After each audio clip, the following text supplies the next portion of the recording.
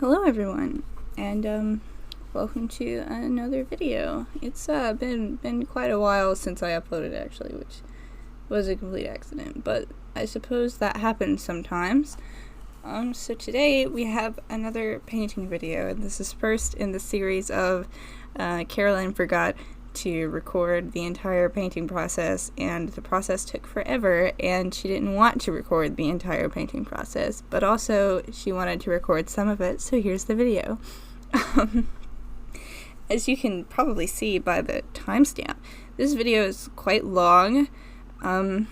This portrait took a very long time to paint. It is still actually unfinished.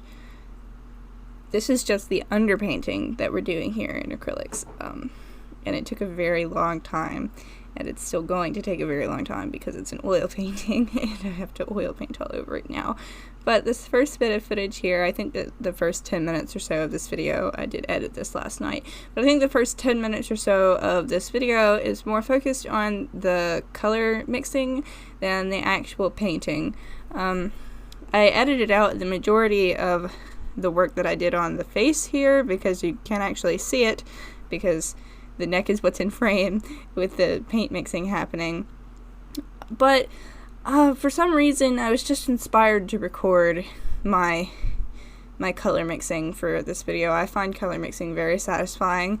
But hello, welcome to today's video again for the second time. I have 47 minutes worth of footage to talk over, and I'm not sure how I'm going to do it. But for anyone who does not know me, who has not been on this channel, I know that only like 3 people watch me, and they're probably the same people, but who knows, maybe more people will watch this video. For anyone who doesn't know me, hi, my name is Carolyn. I run this channel here called Carcass Art because my nickname is Carcasslyn, which is a whole story that maybe I will tell you to fill this 47 minutes worth of time here. I have quite a few stories, but I am an artist and I paint things, and that is what I put on this channel. It's my art things. Usually it's other sorts of art. I don't usually paint portraits. I'm definitely more of an illustrator and a cartoonist, but I have done realism sometimes. It just takes a long time, and so I don't record it. Most of the time I upload speed paints, but today I decided, this would be much more satisfying if I could instead do real-time footage. Because real-time footage of painting is just so satisfying to watch. I mean, look at this color mixing. Look at it. It's so nice. I've been watching a lot of Baumgartner restoration, fine art restoration. He is a fine art conservationist, and he conserves things, and that's what his whole channel is about, and it's like the ASMR of the art world. It is so nice. It is so nice. And there's a part of art conservation called retouching, where you're retouching the paint job of the paints. And I realized while I was editing this last night that that's basically what I've done, is edited a retouching segment, but made it really long and satisfying with lots of color mixing and real-time painting footage. So I thought that was really funny that I was taking so much inspiration from things that I enjoy anyways. I mean, like, why not? But, so today I'm going to try to speak. There's nothing scripted here, so I'm just sort of rambling. I would suggest that you get some tea because we're in for a long haul, and I mean, you can pause the video, but, you know, get something to drink. Come hang out with me. I'm drinking English breakfast tea, actually. This is really fresh and hot. It's very tasty. I do a lot of drinking tea.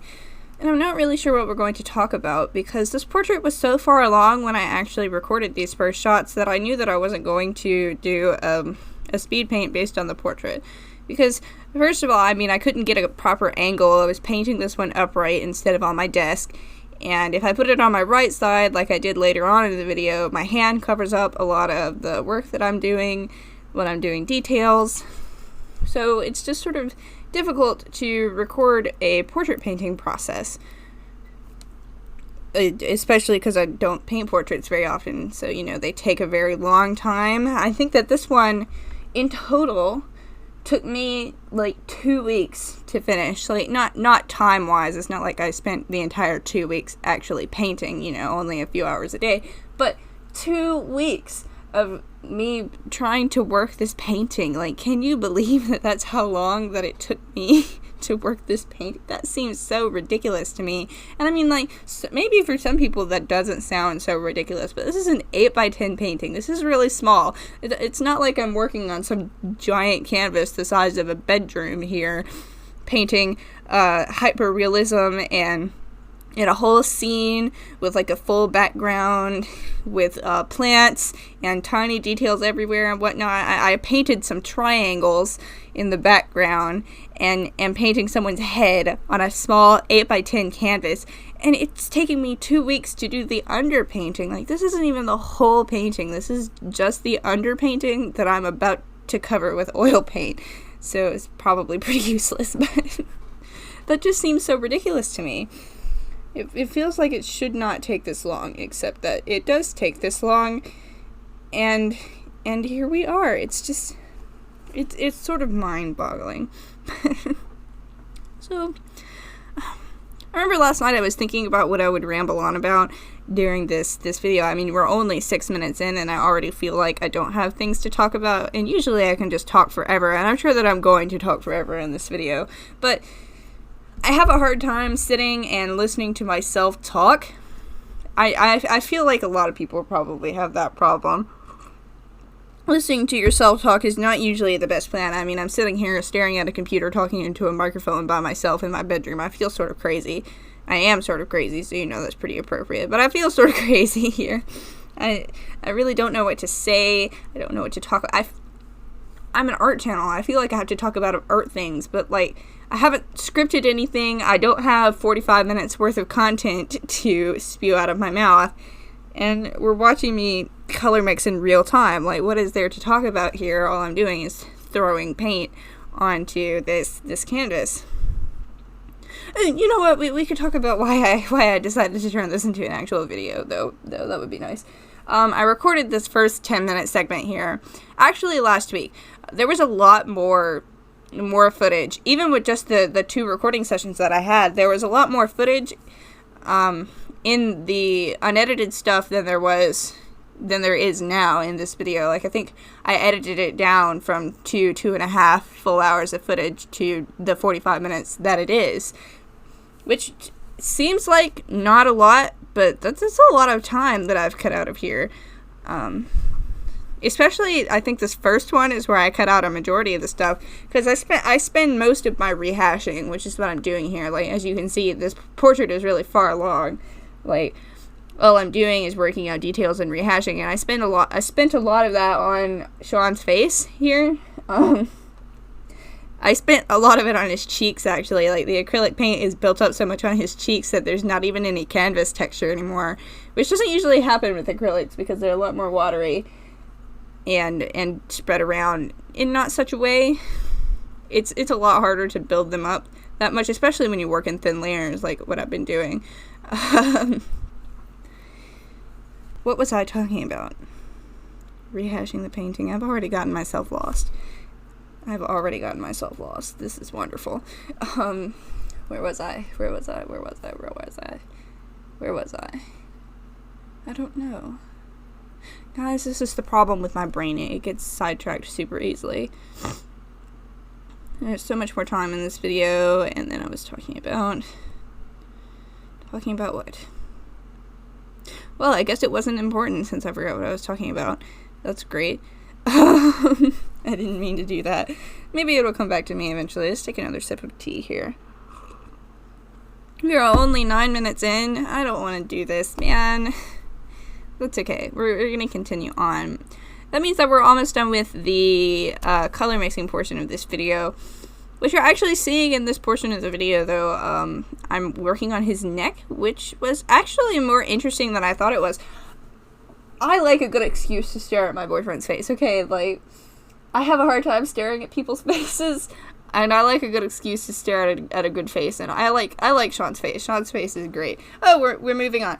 But anyways, I like Sean's face. I like to stare at it, and I've learned quite a few things about portraits from painting these 2 portraits. The other portrait that I did recently was of me. It was the first realistic portrait I ever painted, so I guess it's appropriate that it was of me. This is the second, and I've learned a lot about faces and details and things through staring at these portraits. And one of the things that I noticed about Sean in particular is that his neck has so many shapes, and that applies to everyone. Like, humans have lots and lots of shapes and muscles and things, but it never really occurred to me just from glancing at people's faces just how much shape there actually is in a lot of our parts. Like, your neck has so many tendrils and turning things, and it really sort of all blends together. You have like a shadow on one side and a highlight on the other side, and that's all you have when you just glance at it. But when you study it in order to paint it realistically, suddenly there are all sorts of these like huge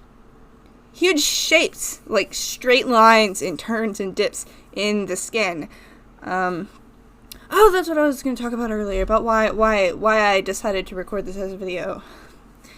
Scatterbrained me, goodness. So, the first recording session that I did was because I find paint mixing so satisfying and wanted some footage of paint mixing to deal with, right? The second recording session that I did, what we're watching now, that we're more than 10 minutes into this video, was actually because I was talking to Sean about this painting. I sent Sean a lot of my works in progress with my paintings because he likes visual art, at least, and also I'm trying to be an impressive little and that's just sort of the way it is. I try to be impressive, and I want to impress him, and, you know, especially with this, since it's a gift for him, I want to get his feedback on it and see how he likes it. So, a lot of what I've been working on more recently has been just on the colors of his face, because, you know, looking at it right now, it looks like his face, it looks like his face. There's not much more that I really needed to do to it, except that there were a lot of big shadows and things that were just slightly too dark, and the right side of his face was a little bit more pink than it needed to be, and the shadow around his chin, which is what I'm working on right now, was just a little wonky. You know, there were a lot of small things that I wanted to fix before I pulled out the oil paints. So that's what I was doing, and I kept sending Sean these progress shots of the painting. I have quite a few progress shots of the painting, actually. I might put them at the end of the video after I'm done rambling on for this painting footage. But I was sending them to him, and he's like, oh, that's cool. And then not really reacting. So at some point I asked him, I was like, Sean, you can't see the difference between these paintings, can you? And he's like, no, I cannot. And I was like, oh my gosh, I really did paint over your entire face while I was working on this painting for you, Sean. Like, you realized that happened, and he couldn't really see the difference. And of course that makes sense. It's not like I'm making a huge difference here. I'm just changing color values slightly and pushing shadows in some places, and, you know, working on all of these little tiny details that were just irritating me, not necessarily ruining the entire painting. So I decided, how about I just record the process for a little bit so that he can actually see the differences that I'm making here when I'm throwing on these highlights and stuff and changing these colors. Because, you know, it does change. It's just sort of hard to see the change when you didn't watch the change happen. So most of the change that he's actually seen has just been me talking about it. Like right now, I'm throwing on these huge, like, blocks of highlights because a lot of the highlights in this painting were not there, really. I'd covered them up through the process of changing tones and adding in shadows in the face, and they just weren't there. Like, the variation was gone. So in order to fix that, I had to mix up this like super light wash of a skin tone and just throw these huge blocks on top and blend those out. And I was talking to Sean about it. I talked to Sean about a lot of things, but I was talking to Sean about that, and I thought it was so funny that I was just like taking my brush and whitewashing him real quick and then turning it back into skin tone somehow. I thought it was the silliest thing. I still sort of think that it's the silliest thing. But, you know, that's why I started recording this, was so that he could see what was going on. And that was that. So now here we are, and I'm trying my best to ramble on. And so far it's worked. We're almost 15 minutes in, so like that's a whole third, nearly, of the content that I have to expunge here. Now what else to talk about? We could talk about painting this portrait. I mean, there's not much to talk about the process that's going on now, because the majority of the actual work has already happened, and now this is more about just focusing on the reference picture and painting it properly. There were a lot of parts that I went into this portrait. I did not sketch it freehand, first of all. I need to work on my freehand realism. In general, is pretty difficult, and I need to work on being able to do it real hand, but usually when I draw or paint in realism, usually I do it in graphite, first of all. It's possible for me to do it freehand. I think the only thing I've done realistically in freehand was a frog, actually, and it came out pretty good. It looks realistic. It doesn't look exactly like the reference, but it's pretty close.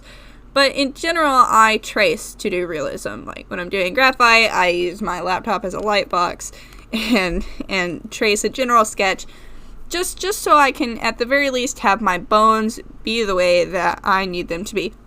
Because when you're doing realism, you want it to look like, it's not realistic if it doesn't look like the subject, right? And in order for it to look like the subject, your basis has to be correct, because if your bones are not strong enough to hold you up, you're gonna fall down, and don't want this portrait to fall flat on its face. That would be the incorrect way to go about things. I don't want that to happen. I want this to look good.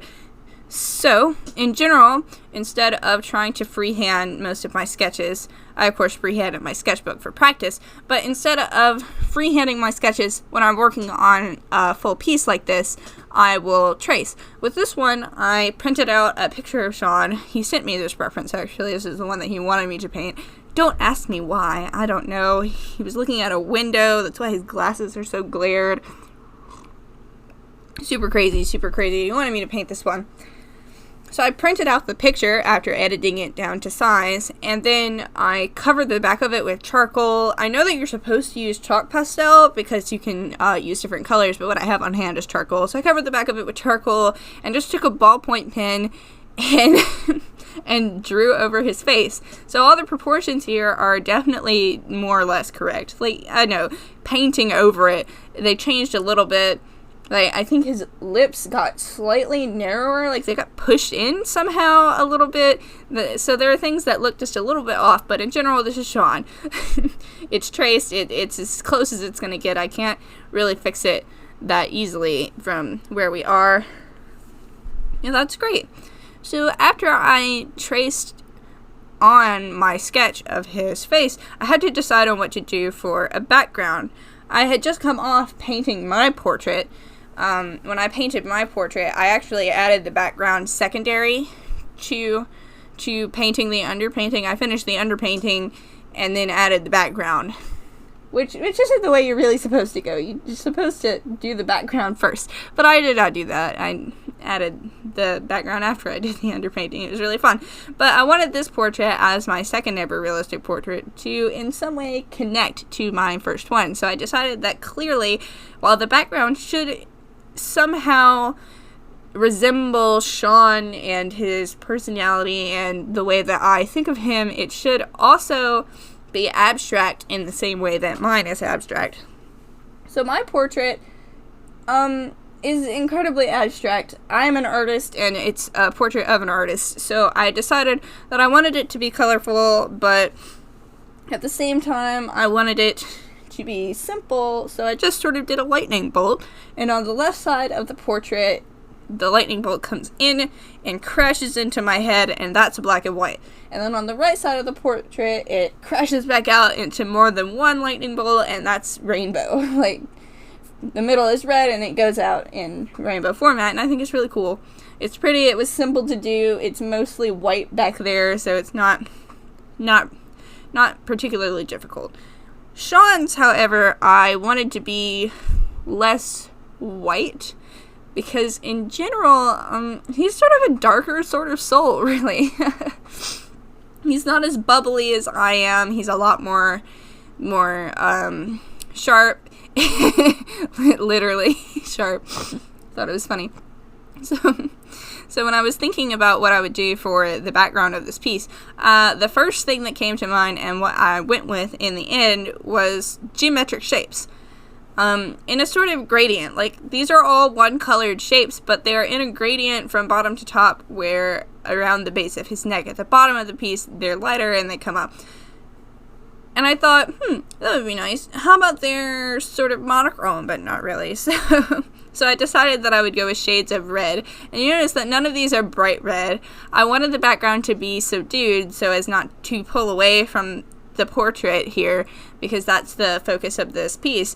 But I wanted it to also, in some way, reflect Sean. You know, that's what it's supposed to be. So I went with these geometric shapes because I feel like he's a very logical person. I feel like he wouldn't have all these wiggly bits. There's like a method to the madness for him, I guess.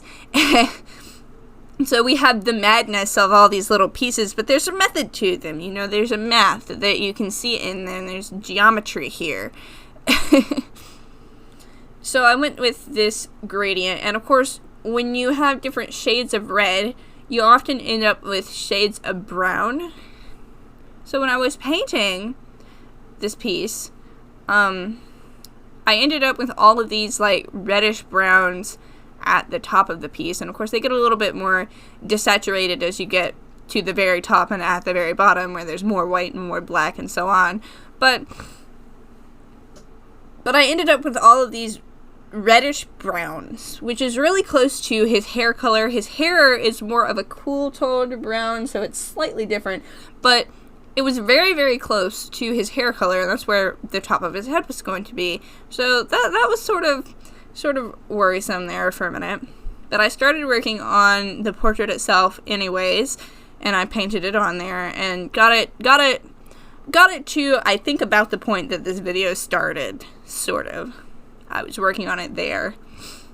When I looked at it and I realized that his hair sort of gets lost in the background, which is not what you really want. You don't want things to mix together. Like, when you look at a painting, it's supposed to be sort of clearly defined as to what thing is what. Sean is in the foreground, so that's what he needs to be separate of what is behind him, and you don't need to have to study that to find it. So I was trying to think up some remedies to this situation, and I pulled out my tablet. I really like my tablet, actually, for doing color comps and stuff, which is where I came up with the idea for for the geometry here and the colors for it. So I pulled out my tablet and took a picture of this and added the white outline. And I liked the white outline, but the white outline by itself was just too sharp because none of the shapes behind him are actually white. The lightest I get is this cream color, and it's not as light as a stark white. So I didn't really like the stark white by itself, and I thought maybe I'll just use the cream color, but I didn't feel like dealing with that tube of paint or mixing my own because it was just going to take too long. I'd have to do more than one layer, and it just didn't sound very nice. So I decided, what if I add some particles behind him that could set him a foot from here, you know? Particles. What do I do with the particles? So I threw some particles into my color comp, and I was like, that's the way. So that's what I threw on the painting. And it works. As you can see, he's very separate from the background now.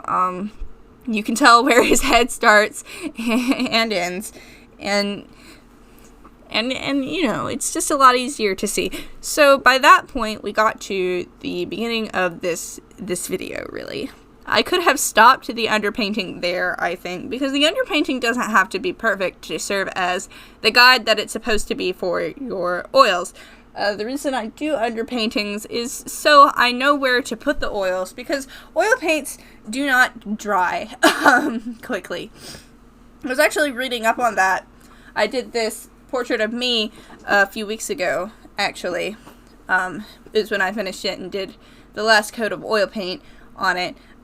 And, you know, in a few days, oil paint is tacky enough to paint on top of, but it takes a lot longer than that for it to actually dry. So I was looking up how long exactly it takes for it to be fully dry, you know, dry enough that I can varnish it and put a protective coat on it and be done with it. And that's very dependent, actually, on the paints and how much paint you use and how thick the paint is. Apparently, I learned that oil paint does not dry through evaporation. Like acrylics evaporate to dry, the liquid evaporates out of them. Watercolors, the water that you put into watercolors evaporates, and that's how it dries, and that's how gouache dries. You know, most other mediums dry through a process of evaporation whereby the pigment is left in the paper, on the canvas, wherever. But oil paints don't evaporate because oil doesn't really evaporate that much. What oil paints actually do is oxidize, and that's how you end up with a solid oil paint. So they take a lot longer to dry because an oxidation process takes a long time. Like, I know it seems like it doesn't take very long for iron to rust, but it takes days for iron to rust, really. Especially to a point like that, and that's oxidation. So that would explain why oil paints take forever to dry. So my underpainting here is to help prevent me from having to do too many layers of oil paint. Because I know, especially with this acrylic painting, I started out with very basic color blocking. I have some pictures of the early ugly painting phase where there was a lot of splotchy, weird colored skin tones and browns and giant blocks of shadow. And you don't really have that luxury when you're working with oils. I mean, you can, but then you'd spend like 6 months, 4 years painting a single painting waiting for it to dry. The one that I did of me only took weeks because I did an underpainting and knew where I was going to put my colors and what colors I needed. I mean, I'm not the world's best artist, but I can mix a color, you know. So the underpainting is very important in that fact. You use it for a lot of things in that way. It's a guideline underneath what your end product is supposed to be. It helps you place things where they belong, you know. It gets covered up in the end, but it's not totally useless. It's important. Don't take my word for it. It's just important. I need tea. Help me. I've already cursed in this video. At least I only cursed once, so I only have to go and find that. I forgot where it is, so that's fun.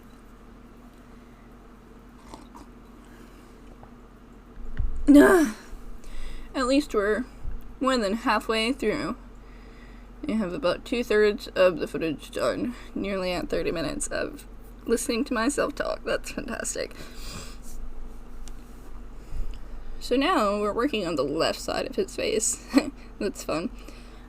I spent a lot of time looking at this painting and absolutely hating it. I still don't really like the way it looks. I want to work on the underpainting more, but I'm done with it. Like, I've put the isolation layer on it. It's done. We're putting oil paint on it next. But I've spent a lot of time staring at this painting and hating the way that it looks and the things that I've done to it. A lot of my problems right now with it are the lower half of his face and the left side, which is too dark and too red, and it's just not very nice. And it's not that it's a bad painting. I mean, it's passable. It's a good painting. Like, it's not as if it's failing here. It's just that I have a hard time accepting that it's imperfect when I'm trying to give it to this person, if that makes sense. And, this is actually something I wanted to talk about in this voiceover that I was thinking about last night, was how working on this underpainting has taught me a lot of things about myself. I am not a particularly big perfectionist. I have a habit of putting things where they belong, but I don't have a habit of wanting them to be perfectly in place. I like to paint, but the painting doesn't have to be perfect. I was actually talking about this with a friend of mine the other night. He told me I was a perfectionist just based off of this single painting that I've been so worried about for the past few weeks, but I'm really not. I mean, painting is painting. Painting is supposed to be pretty fun. I'm just trying to do a thing. It's supposed to be entertaining. The majority of my drawings and stuff I do in my style, and you know what? That's my style. I get to say what's right and wrong in that style, so I never have to be perfect because everything is perfect in my style.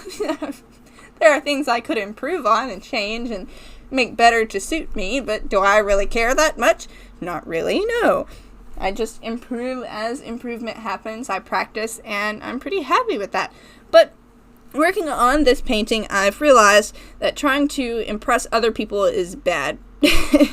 And that's not to say that you shouldn't try to impress people sometimes, because sometimes, you gotta be a show-off. People are looking to be impressed, maybe. Maybe you're just an impressive person, I don't know. It's not like being impressive is bad. I want people to aspire to impress themselves, to be impressive to people in general, to do great things, because, doing great things is a great thing to do. You might as well have cool hobbies and do cool things with your life, since you're only here for so long. But there's a difference between being impressive because you just are impressive in what you do because you want to do it, and being impressive because you are actively trying to impress someone else. There's a huge difference between impressing yourself and impressing other people for the sake of impressing other people. And especially through this painting, I've discovered that it's not necessarily a very good difference. I spend a lot of time caring about what other people think about me, to be honest. I think it's a thing that a lot of people my age do. I mean, I'm 17, I'm in high school. A lot of people care what other people think. I don't care what a lot of people think, but I do spend a lot of time caring about what the people I care about think of me. And I want to be impressive. I want to make them feel good about my presence in their life. And I spend a lot of time thinking to myself, man, I'm sure that they do not like me at all. Which is really sad, because I'm also sure that they do like me, actually. It's a very interesting juxtaposition of thoughts there. But this painting has taught me a lot of things about myself. Namely, the big thing here is that I really do live off of validation from other people, which isn't very good. But I think that that's something that comes from being the big, empathetic extrovert of a human that I am. I'm a really weird extrovert, I like being around people. I live off of being around people, That's where I get my energy from, but I don't really like people that much. A lot of people tend to just get on my nerves and make me tired like an introvert does, except that when I'm alone, I'm just as tired anyways. So I have this problem where I only have a select few people that I like to be around. I mean, I hang around a lot of people on the internet, but I can decide who to hang around with there. In real life, I only really hang around with my family and the one person, and Sean, which is sort of a bummer sometimes, because a lot of people don't just validate other people, if that makes sense. And I'm using validation in a sense of random compliments and, hey, I don't hate you, and things like that. Because what I really want is for people to like me, really, I like myself sometimes. Most people tend to like me, but I run off of hearing that. I need to know, because I don't trust my brain to tell me the things, okay? My brain, Brian is, he's really an asshole. Second curse here. 33 minutes, okay. But he's really not very nice to me, and he does a lot of lying to me, which is what happens when you are an insecure person like I am. But, he does a lot of lying to me, and so I don't really like to trust him and what he tells me. So while I might know that someone, doesn't despise my entire soul, maybe I need proof of that every once in a while, So one of the things that I do to get proof of people not despising my entire soul, is try to impress them. And it doesn't apply to every sort of person. You know, I'm not going to be trying to impress that kid in high school who I don't really like hanging around anyways. But I do it a lot with my friends, with Sean, with my family. I show off my work on Facebook, and I really thrive off of the people hanging out in the comments on Facebook telling me that my painting is great, and it makes me happy. It gives me like that rush of dopamine, you know. It feels really great to be thought of as, you know, great. But doing this painting has taught me that trying to impress other people is more often than not going to frustrate me. Because if I hadn't been trying to so desperately impress Sean with this painting and get him to like express that to me or something, you know, obsessively, I might add, then I probably would have been done with this underpainting within the first couple days. Like, it would have only taken me a couple days instead of a couple weeks to finish this painting. I would have started oil painting on it already, probably, and have all the colors hashed out and worked out. But instead of only taking a couple days to finish this underpainting, I have sat down for a couple hours and painted, and come back on my second session and sat down a couple hours and fixed the problems, and then put it down, intending to oil paint on it the next time, and then come back a few hours later and look at it and realize, wow, I hate this. This is terrible. The entire lower half of his face is too dark. There's too much yellow in this skin tone. Now there's too much red in this skin tone. The shapes are wrong here. Blah, blah, blah, blah, blah, blah, blah, blah. It's like every time that I looked at this painting, while I was intent on perfecting it so that it would be in some way impressive to this person, I just thought it was terrible. And it's really hard not to think that way when all you're trying to do is make something perfect. Perfection is a really difficult thing to reach. I would argue that it is practically impossible to reach any sort of perfection because you can always improve. There's always some way or another in which you can improve. For example, looking at the painting right now, you know, his skin tone is slightly too red. That's something that I can improve on. I can add a little bit more yellow into the skin tone and make it a proper skin tone, but am I going to do that now? No, because I am done. We do not need to be doing this any longer, and I do not need to be focusing my painting here entirely around impressing this person. Because when you sit down and you try so hard to impress other people, for the sake of impressing other people, you're forgetting to impress yourself. And it's really good to be able to self-critique. You should be able to look at your piece and say, okay, this color is slightly off, let me fix it. But it's really bad to be self-critiquing to the point of, I hate this painting, everything is wrong with it, and I need to paint over it entirely and fix everything that is wrong with it. Because there will always be things that are wrong with it. I am not a digital camera. I am not going to paint hyper-realistically. There will always be a problem with my painting. It will always be a painting, not a picture. In fact, even pictures are not perfect. You know, at some point you zoom in enough on them and there are pixels. Your eyes are not perfect. Perfection is a completely and utterly impossible goal. There's no way to reach perfection. And so trying to impress other people, especially through means of wanting perfection, is not only very bad for you, but also foundless in its intent, because you're never going to get there, and it turns into this cycle of, I am not enough to do this properly. Which is exactly what happened to me, actually. It turned into a very vicious cycle of, clearly, I am not a good enough painter to do this, because this is not right, and it is not going to impress this person thoroughly enough. What am I doing here? I should just stop.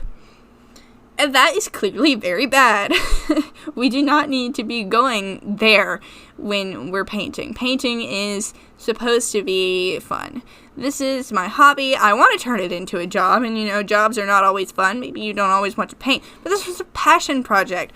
I painted that portrait of myself because I wanted to paint Sean, and he would not send me a reference picture, okay? That is why I painted that portrait, because I wanted to paint someone else's portrait. This was a passion project. I painted this portrait because I wanted to paint this portrait. I asked Sean for the reference picture, Of course, he clearly did not disagree because he took the reference picture and sent it to me. But I'm painting this because I want to paint this, and I need to not hate it. It should not be something that I hate doing, because it's a passion project. This is supposed to be fun. This is supposed to be what I want to do, but because I spent so long turning it into a project meant to be impressive, it's turned into a project that I absolutely abhor doing. And that's not good. I feel like a lot of artists probably do the same thing, really. They sit down and they start working on a piece. And when you're young, you sit down and you work on a piece for you, maybe. You're drawing stick figures and they're fun and you're having fun, and that's all that it is to you, is just some fun, and you're all done, okay? But as I have grown as an artist and as I've looked at other people, this happens to a lot of social media people as well. When you start posting it where other people can see it, and you start having those likes roll in and all those comments about, wow, this is so good, blah, blah, blah, blah, blah, that starts to feel really good. And that's not bad. It's not bad to enjoy when people enjoy your artwork, but it starts to get bad when you start getting dependent on that sort of validation, because that sort of validation is not going to always exist. And I think that when painting this piece, I defaulted to that because I'm so used to watching other people want that, maybe. I want people to compliment me because I want some sort of proof that they like me being around, and maybe the proof is that I'm actually around them instead of being kicked out. But it's really difficult not to think, well, hey, maybe they're just not being terrible to me because it would be socially unacceptable for them to be terrible to me. I mean, clearly. So at some point, I have a feeling that I sort of defaulted to wanting a similar sort of validation to the people that I see around me on social media and such. And I'm not saying that social media is bad. I mean, clearly it's not. I live on social media a lot. Most of my friends are on social media. That's how I talk to them. But you hear a lot in the art community and in a lot of different communities about how social media affects your mind, and how a lot of people get on here and suddenly they get consumed by the need for likes and shares and comments. And when they don't get that, they get sad. But when they do get that, they get this rush of dopamine, and oh my gosh. And that same sort of feeling applies to actual relationships out in real life. I mean, it's not like I have to have that sort of validation, but seeing it talked about so often as what everyone wants, it sort of became the default for me that, oh, clearly when I want people to like me and I need proof of that, I just need to do something impressive and make them say, wow, you're so cool. And that's sort of interesting how that default sort of came to me, because that's not really a thing that I really care about that much in general. It's not something that consciously I'm sitting around and I'm like, oh yeah, I want people to tell me that I'm cool. Because I don't think I'm that cool. I am not the world's coolest kid, okay? I know that I'm not. Frankly, I want to be left alone half the time. And when I'm talking to people, I want meaningful conversations with people. And, I sit with my dad on the porch and talk to him about politics and whatnot.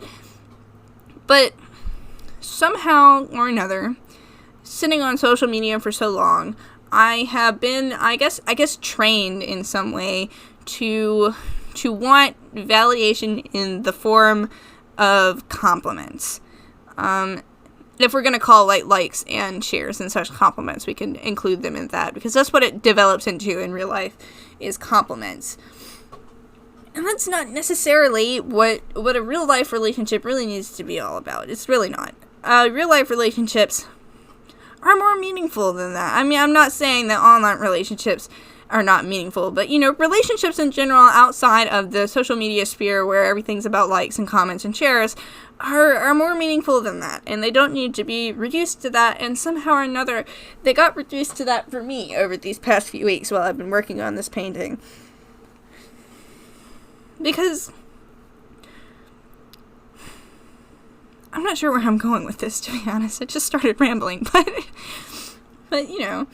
it's just interesting seeing how that developed, because the first portrait that I did, that portrait of me, that was me. I know what I look like. I had a picture of me right there. I'm not disappointing myself by slightly messing up. I mean, I look at it right now, and you know what, it looks like me, and I'm like, oh wow, that's cool.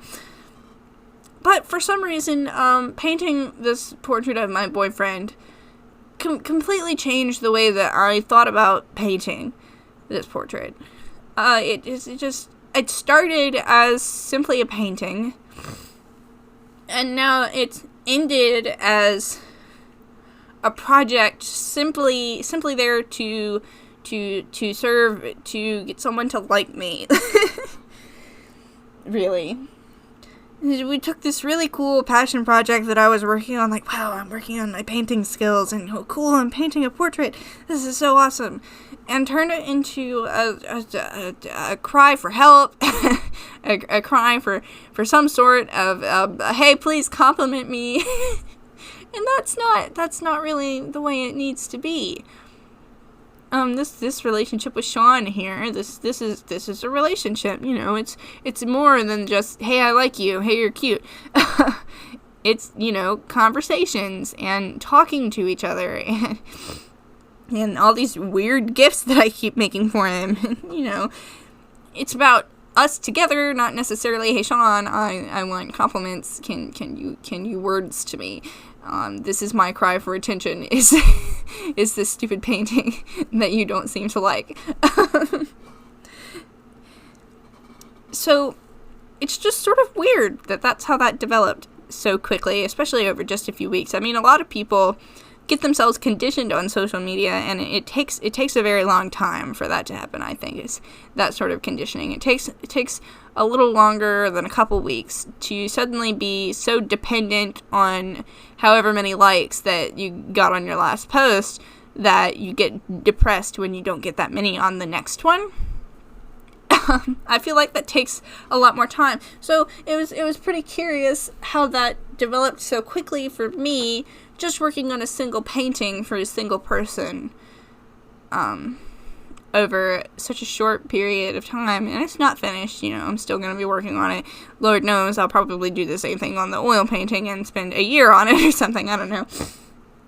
But I just thought that was interesting. So now we are nearly at the end of the video, actually. We're about to run out of time, which is great. I'm pretty sure this is 47 minutes and 15 seconds long. So it looks like I actually successfully managed to ramble on about enough things that we got to the end of the video. So I think that I would like to thank you all for watching.